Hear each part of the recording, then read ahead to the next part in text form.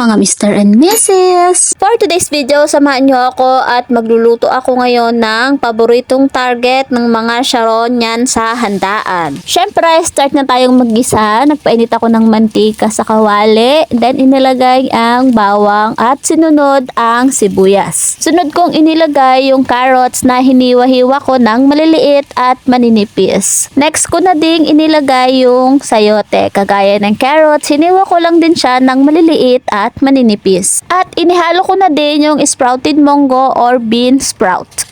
Tapos, sunod-sunod ko na siyang tinimplahan. Naglagay ako ng isang pakete ng seasoning na pampalasang Magic Sarap, betchin, paminta. Tapos, binuhusan ko na din ng konting toyo para may kulay. Binudburan ko lang ng asin, tapos mekos-mekos. Then, itidrain ko lang siya para maghiwalay yung sabaw para mamaya, pagbabalutin ko na hindi gaanong basa at hindi masisira yung pambalot. And, nandito na ako sa pinakamatagal na process ng paggawa ng ulam or merienda na to, kasi sa pagbabalot kailangan ng maraming pasensya kasi una, dikit-dikit yung ating mga wrapper at kailangan nating paghiwalayin ng isa-isa. After ko ngang mabalot lahat ay nag-start akong magprito. Dapat nga ay deep fry ito, pero since olive oil ang ginagamit kong magprito ay pwede na yan ganyan. Pagkatapos ko ngang maprito ay ready to serve na at pwede nang lantakan ang ating lumpiang gulay. Perfect na perfect ito doon sa ginawa kong sawsawang suka na may pipino at sibuyas.